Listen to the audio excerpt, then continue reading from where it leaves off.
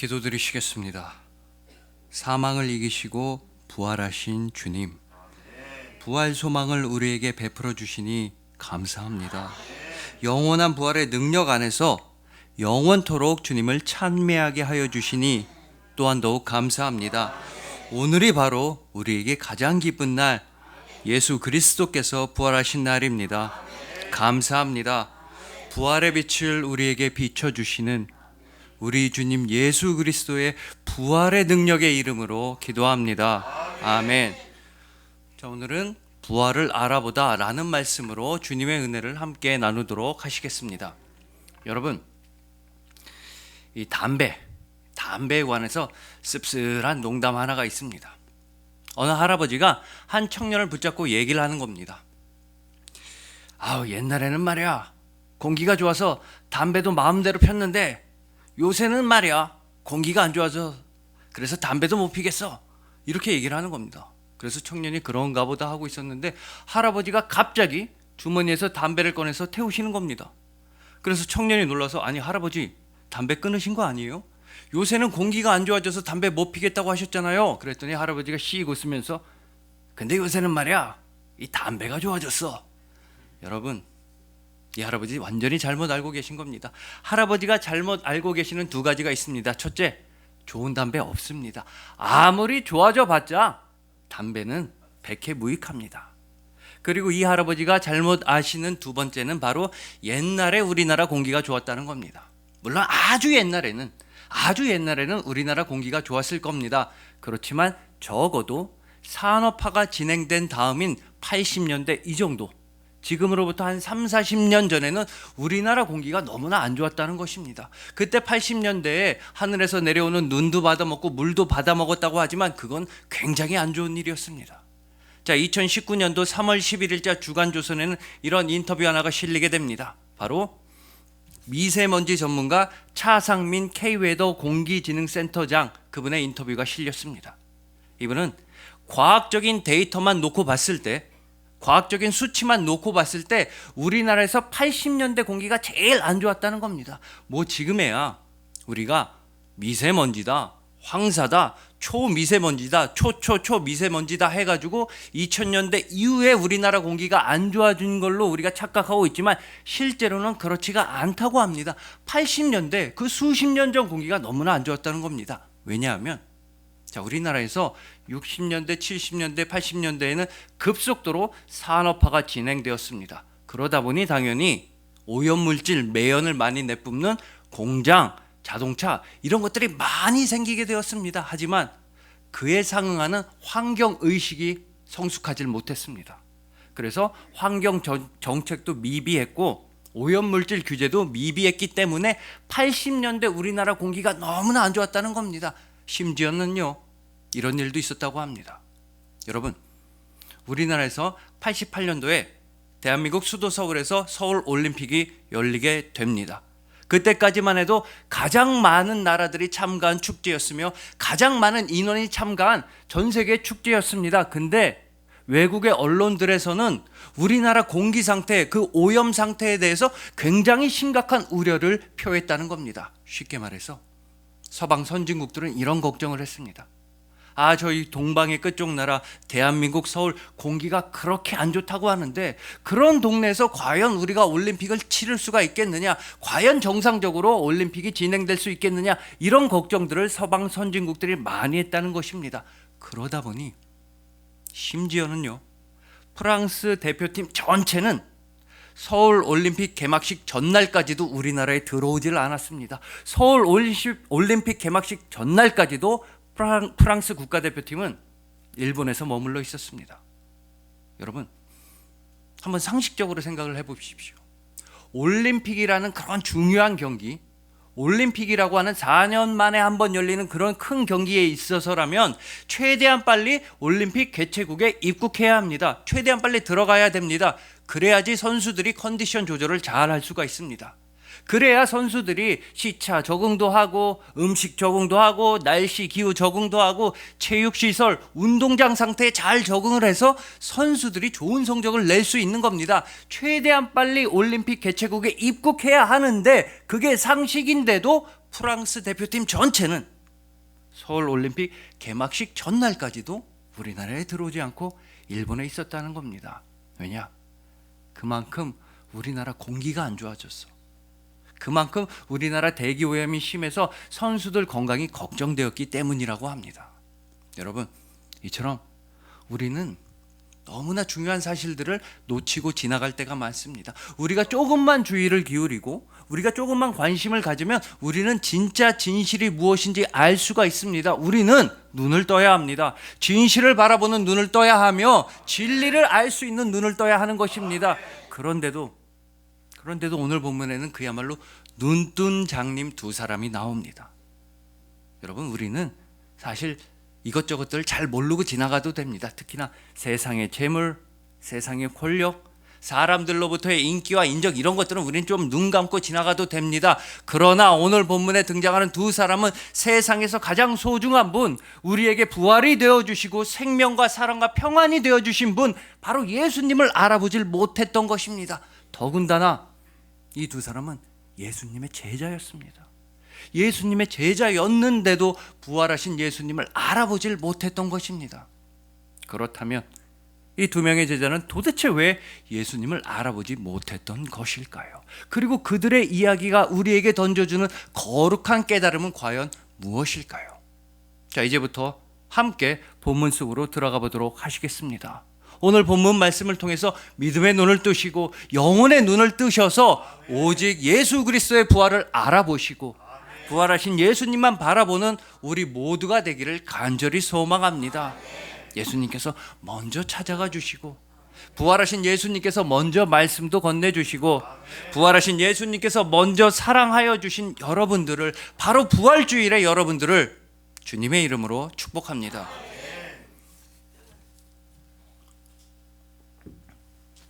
자, 일단 우선 오늘 본문을 나중에 누가복음 22장 1절부터 함께 쭉 연결해서 연속선상에서 함께 읽어보실 것을 저는 제안드립니다. 물론 오늘 본문 말씀 그 자체로도 너무 큰 은혜가 되지만 누가복음 22장 1절부터 시작해서 쭉 연결해서 읽으신다면 오늘 본문의 의미를 더욱더 깊이 깨달으실 수 있으실 겁니다. 자, 누가복음 22장 1절부터는 정말 엄청난 사건들, 성경에서 정말로 중요한 사건들, 굵직굵직한 사건들이 연달아서 잇따라서 일어납니다. 쉴 틈이 없습니다. 숨 돌릴 틈 없이 정말 중요한 사건들이 빼곡히 겹쳐서 일어나는 것입니다. 가룟 유다는 예수님을 배신하기로, 팔아넘기기로 결정합니다. 그 와중에 최후의 만찬이 열립니다. 최후의 만찬이 끝나면 겟세마네 동산의 이야기가 나타납니다. 그곳에서 예수님은 붙잡히시고 제자들은 예수님을 버리고 다 도망쳤습니다. 그리고 붙잡히신 예수님을 따라갔던 베드로는 예수님을 모른다고 3번이나 부인합니다. 예수님은 유대인들의 공회 앞에도 서시고 본디오 빌라도의 법정에도 불려가시는 것입니다. 그 법정에서 예수님은 십자가 사형을 언도받으셨으며 그 결과에 따라 예수님은 십자가에 못이 박히셨습니다. 예수님은 십자가에서 죽으시고 예수님은 부활하셨습니다. 이런 굵직굵직한 사건들이 누가복음 22장 1절부터 바로 오늘 본문 직전까지 끊임없이 터져 나오는 것입니다. 그래서 우리가 그 말씀들을 읽다 보면 너무나 긴장감 넘치는 스릴러 영화, 액션 영화를 보는 것 같은 느낌을 받을 수밖에 없습니다. 그러다가 갑자기 오늘 본문이 시작되면 분위기가 완전히 새롭게 변화합니다. 일단 오늘 본문에는 한적한 시골길, 조용한 시골길이 나옵니다. 그 전까지는 시끌벅적하고 특히나 유월절을 맞이한 그 시끄러운 도성, 큰 성읍 예루살렘이 배경이었다고 한다면 오늘 본문이 시작되면 느닷없이 조용한 시골길, 엠마오로 나아가는 시골길이 배경이 되는 것입니다. 또 등장인물들도 마찬가지입니다. 오늘 본문 직전까지는 정말 이름나고 중요한 사람들이 많이 나왔습니다. 또 경우에 따라서는 수백 명, 수천 명이 등장하기도 합니다. 수천 명이 등장해서 예수님을 십자가에 못 박으라고 소리를 지르기도 합니다. 그러다가 오늘 본문에서는 갑자기 단 3명만 등장합니다. 바로 예수님과 예수님의 2명의 제자들만 등장하는 것입니다. 이처럼 오늘 본문 말씀은 갑자기 갑자기 완전히 새로운 분위기로 완전히 새로운 이야기를 우리에게 들려주는 것입니다. 마치, 이것이 중요합니다. 마치 예수님의 부활로 말미암아 완전히 새로운 세계가 시작되었음을 암시하듯이 말입니다. 이러한 오늘 본문 말씀은 이렇게 시작합니다. 오늘 본문 13절입니다. 그날에 그들 중 둘이 예루살렘에서 25里되는 엠마오라는 마을로 가면서, 예수님의 제자 중에 두 사람은 예루살렘을 떠나서 엠마오로 가고 있었습니다. 왜냐하면 그들이 믿고 따르던, 그들이 모든 것을 다 바쳤던, 그들이 정말로 사랑하고 이 세상을 구원하시리라 믿었던 예수님께서 돌아가셨기 때문입니다.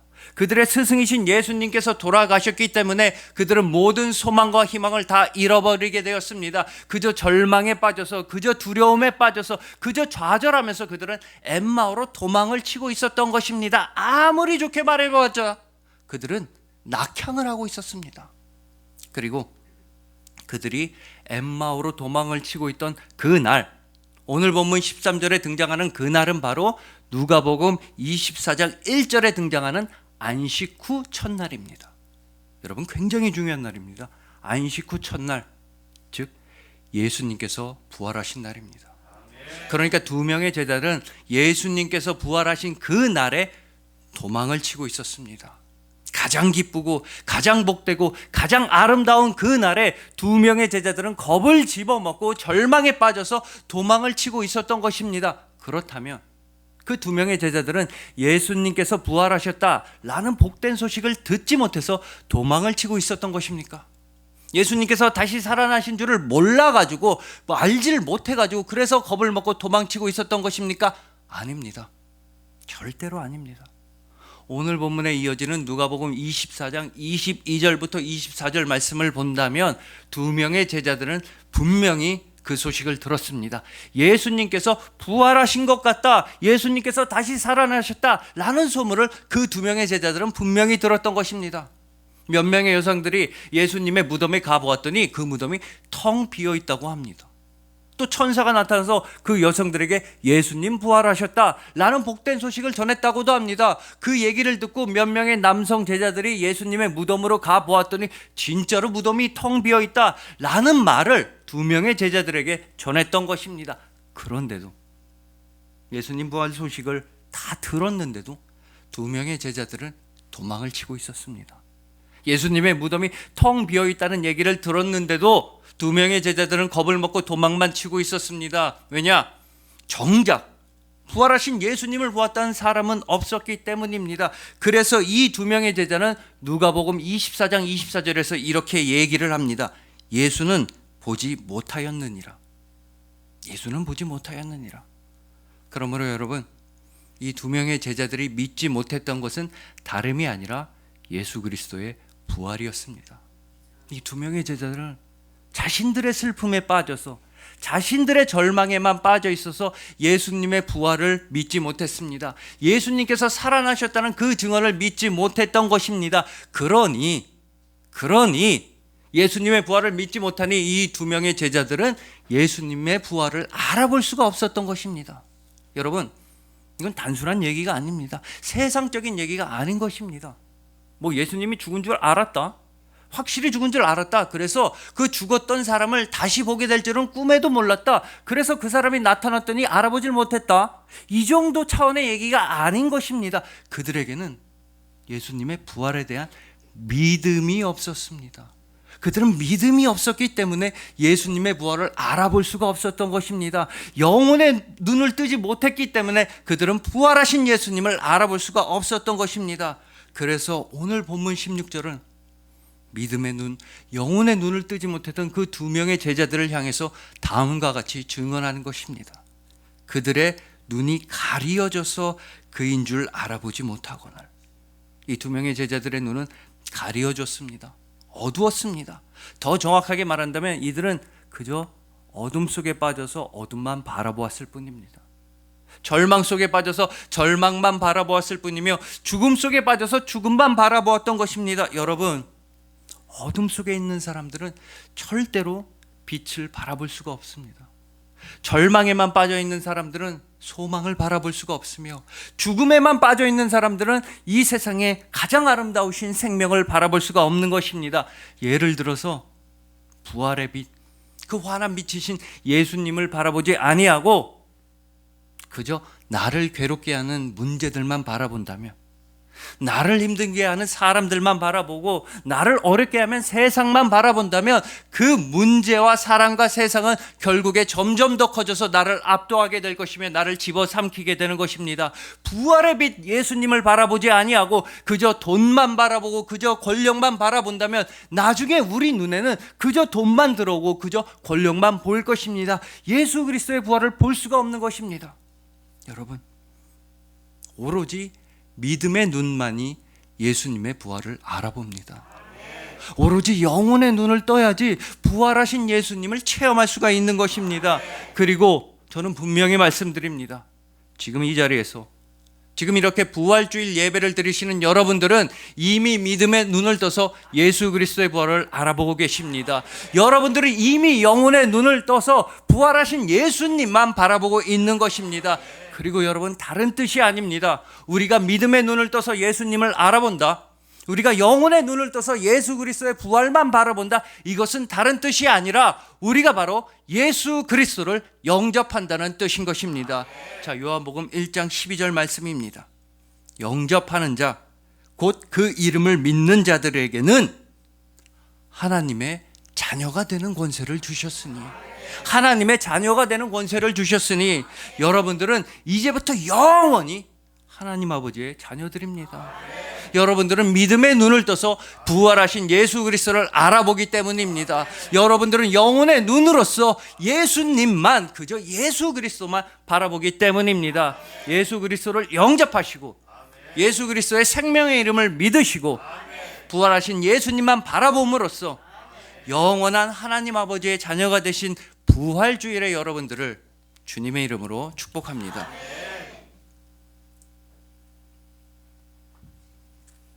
자, 여러분, 저는 앞서서 누가복음 22장 1절부터 오늘 본문 직전까지를 보면 정말 중요한 사건들, 정말 잊어서는 안 되는 사건들이 계속해서 연달아서 터져 나온다고 말씀드렸습니다. 그러다 보니 이렇게 긴박한 말씀들을 읽을 때면 마치 우리가 심장이 쫄깃해지면서 긴장감이 넘치는 액션 영화, 스릴러 영화를 보는 것처럼 숨 돌릴 틈도 없다고 말씀드렸습니다. 그런데 이와는 반대로 오늘 본문 말씀은 오히려 한편의 코미디 영화를 보는 것 같습니다. 아니, 무슨 개그 프로그램 꽁트를 보는 것 같습니다. 부활하신 예수님이 바로 눈 앞에 있는데도 전혀 알아보질 못하니 말입니다. 이렇게 황당한 일이 어디 있겠습니까? 아니, 부활하신 예수님한테 두 명의 제자들 예수님이 죽었다고 말을 합니다. 멀쩡히 두 눈 뜨고 살아계신 분한테, 멀쩡히 부활하신 분을 보고서 예수님한테 예수님이 죽었다고 말을 한다니, 이렇게 황당한 일이 또 어디 있겠습니까? 이처럼 누군가를 알아보지 못하는 일은 정말 황당하고 어이없고 어처구니 없는 그런 재밌는 일이기도 합니다. 그러나 동시에 우리가 누군가를 알아보지 못하는 것은 정말로 슬픈 일이 될 때도 있는 것입니다. 여러분, 영국에서 태어나시고 미국에서 활동하신 신경과 전문의 올리버 섹스라고 하는 분이 있습니다. 이 의사 선생님의 책에는 이런 환자에 관한 얘기가 나옵니다. 이 환자분은 음악 선생님입니다. 그 전까지는 원래는 오랜 시간을 꽤 이름난 성악가로 활약을 하시다가 나중에 음악 선생님이 되셨습니다. 중학교, 고등학교 이런 데서 학생들을 가르치시는 겁니다. 열심히 가르치셨는데 갑자기 어느 날 이 음악 선생님이 이상한 행동을 하는 겁니다. 학생들을 모른 척합니다. 학생들이 가까이 다가와도 모르는 사람처럼 투명인간 취급을 하는 겁니다. 그런데 학생이 말을 걸면, 선생님 안녕하세요, 이렇게 말을 걸면 그때는 알아봅니다. 톰이구나, 미국이니까. 제인이구나, 이렇게 알아보는 겁니다. 학생들이 목소리를 내야만 알아보고, 학생들이 말을 해야만 누군지 알고, 학생들이 말을 안 하면 아예 모르는 사람 취급하는 겁니다. 여기까지만 해도 그런가 싶었는데 이 음악 선생님이 학교에서 소화전, 전봇대, 사물함 이런 걸 보고서는 또 아는 척을 하는 겁니다. 소화전을 보고서 반가운 얼굴을 합니다. 사물함을 보고서 씩 웃는 겁니다. 학생들은 모른 척 했으면서 전봇대 보고서는 반가운 표정을 짓는 겁니다.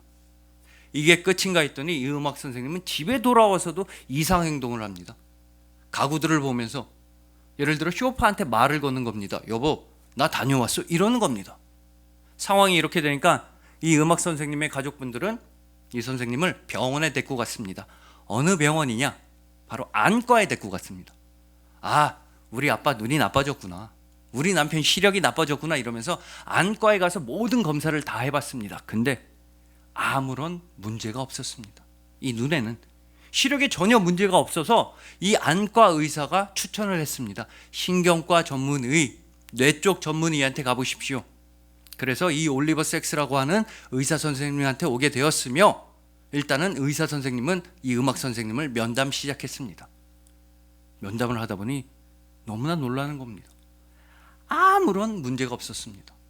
음악 선생님은 말도 논리정연하게 술술술술 막힘없이 하고 유머 감각도 뛰어났습니다. 또 무엇보다 교양도 깊으시고 인품이 너무나 훌륭한 분이었습니다. 그래서 아무 문제가 없는데 왜 이러나 하면서 몇 가지 검사를 진행했습니다.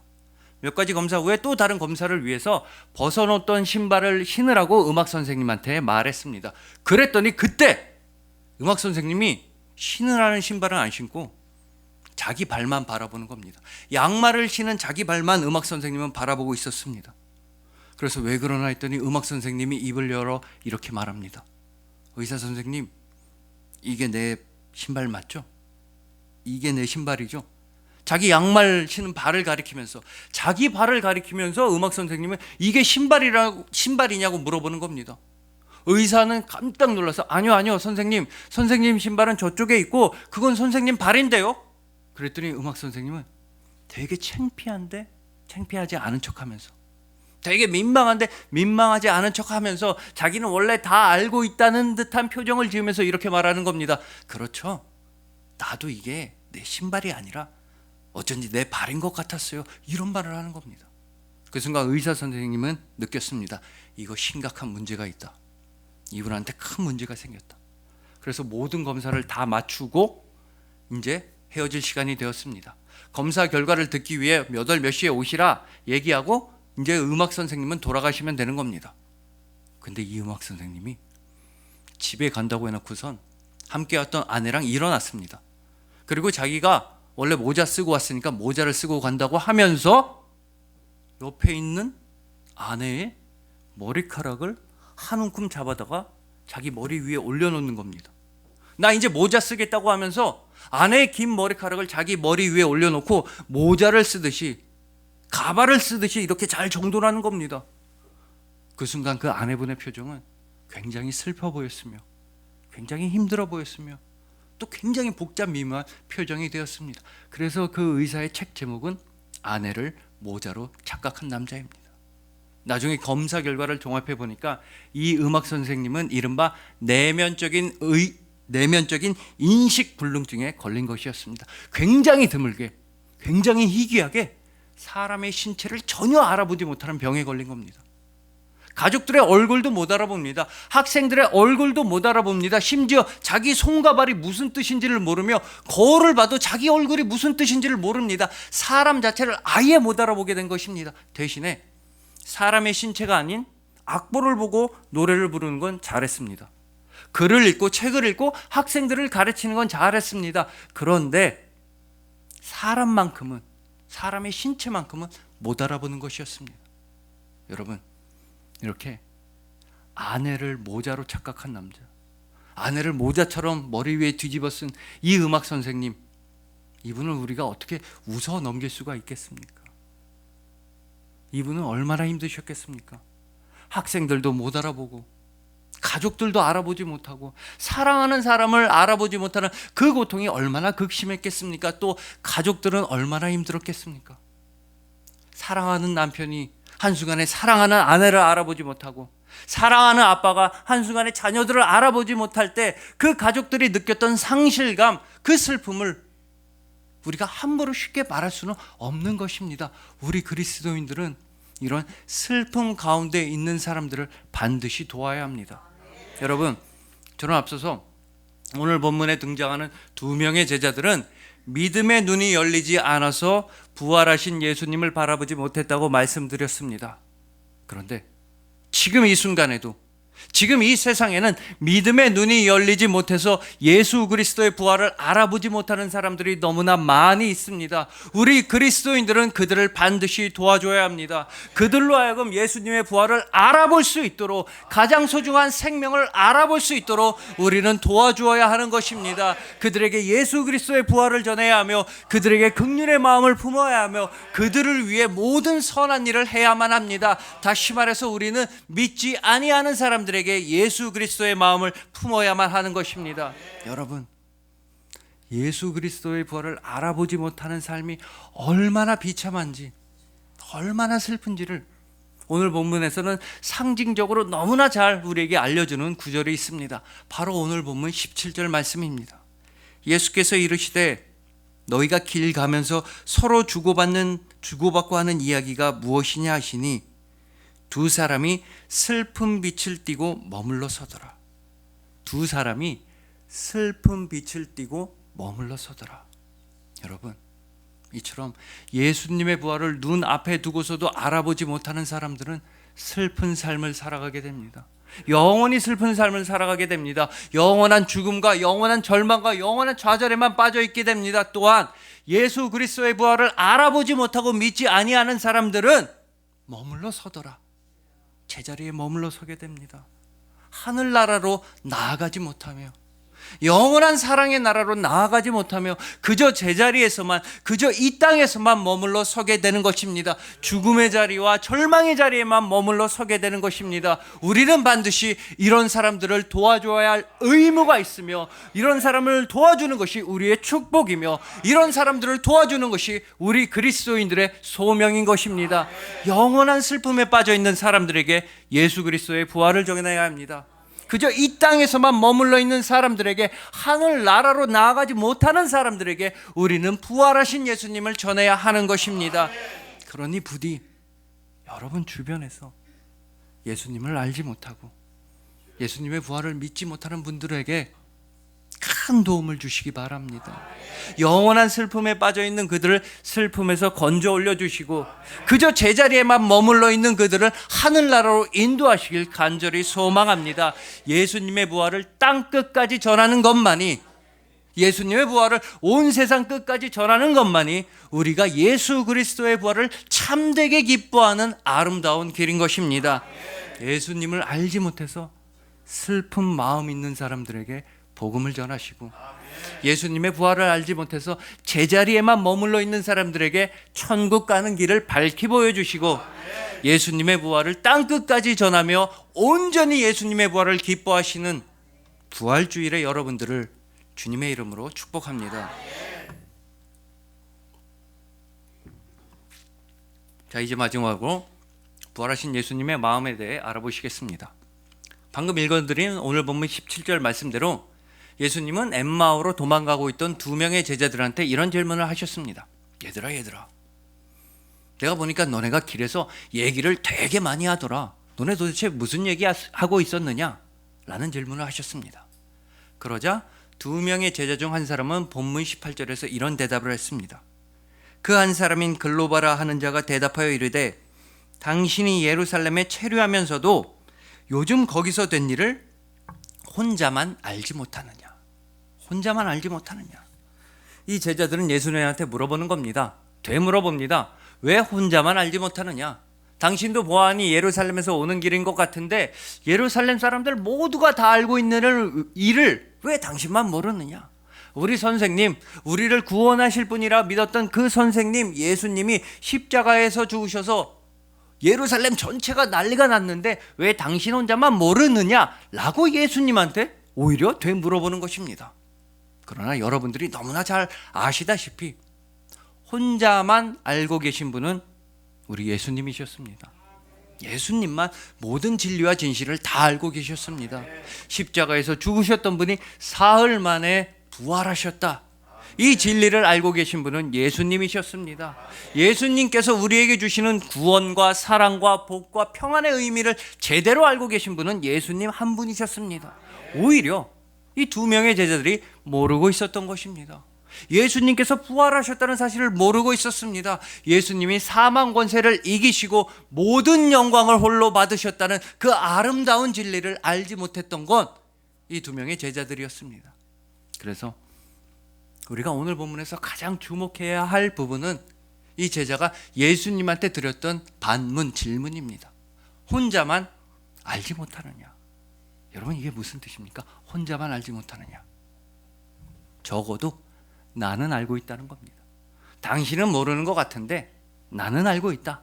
우리는 적어도 확실히 알고 있다는 것입니다. 예수님한테 왜 혼자만 모르느냐면서 나는 확실히 알고 있다는 질문입니다. 그렇다면 이 제자가 확실히 알고 있는 건 무엇이었습니까?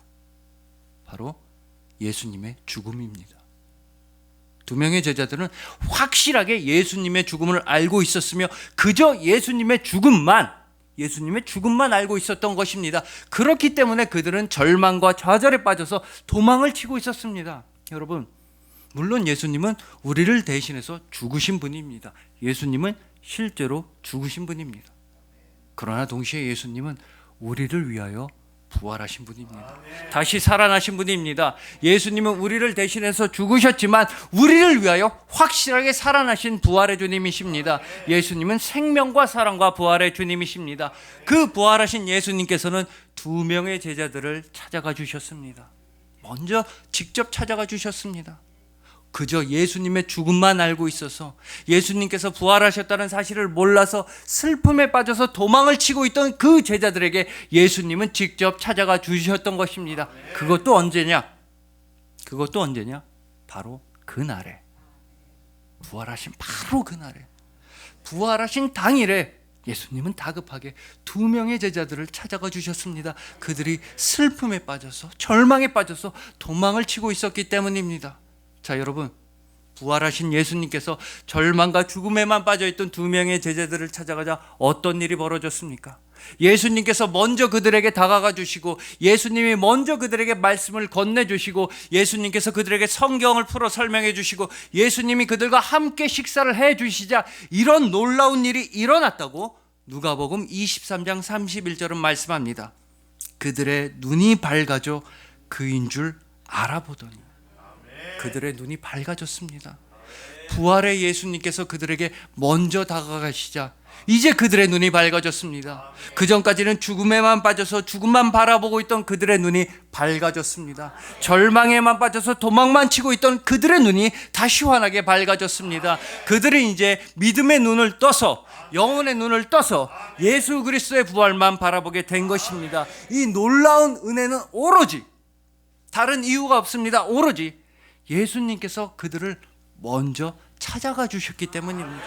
예수님께서 그들에게 먼저 다가가 주시고 예수님께서 그들에게 먼저 말씀을 걸어 주시고 예수님께서 먼저 그들을 사랑해 주셨기 때문입니다.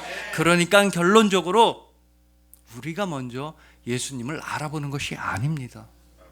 우리 스스로의 힘으로 우리가 가진 재산으로 예수님의 부활을 알아보는 것이 아닙니다. 반대로 예수님께서 먼저 우리를 알아보십니다. 언제나 그랬듯이 예수님께서 먼저 우리를 알아보아 주십니다.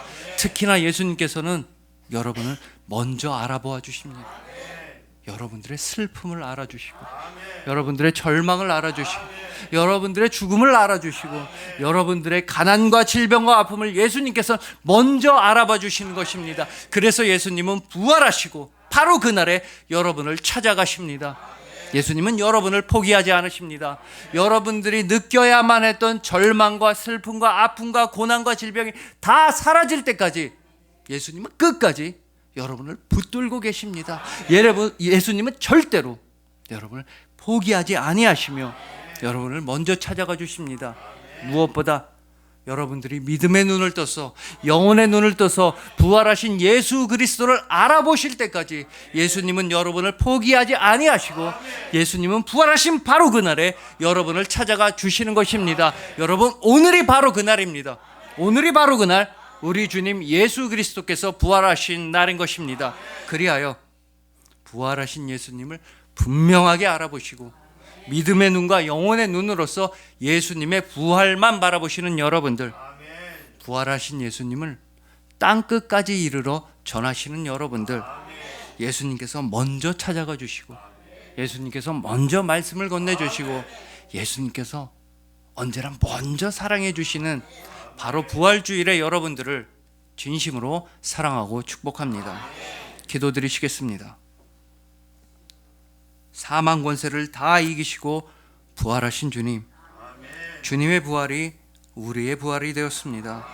주님의 생명이 우리의 생명이 되었습니다. 주님의 사랑이 우리 안에 넘치나이다. 오직 주님께서 우리를 먼저 찾아와 주시고, 먼저 말씀해 주시고, 먼저 사랑해 주셨기 때문입니다. 부활의 그리스도인답게 온 세상 끝까지 예수 그리스도의 부활을 전하겠습니다. 만나는 모든 사람들에게 부활의 능력과 부활의 기쁨을 전하도록 하겠습니다. 이것이 바로 부활의 진정으로 참여하는 길임을 감사함으로 고백합니다. 부활의 주님, 감사합니다. 부활하신 주님, 찬양합니다. 부활하신 주님만 사랑할 뿐입니다. 우리에게 부활의 빛을 비춰주시는 우리 주님 예수 그리스도의 이름으로, 그 부활의 이름으로 기도합니다. 아멘.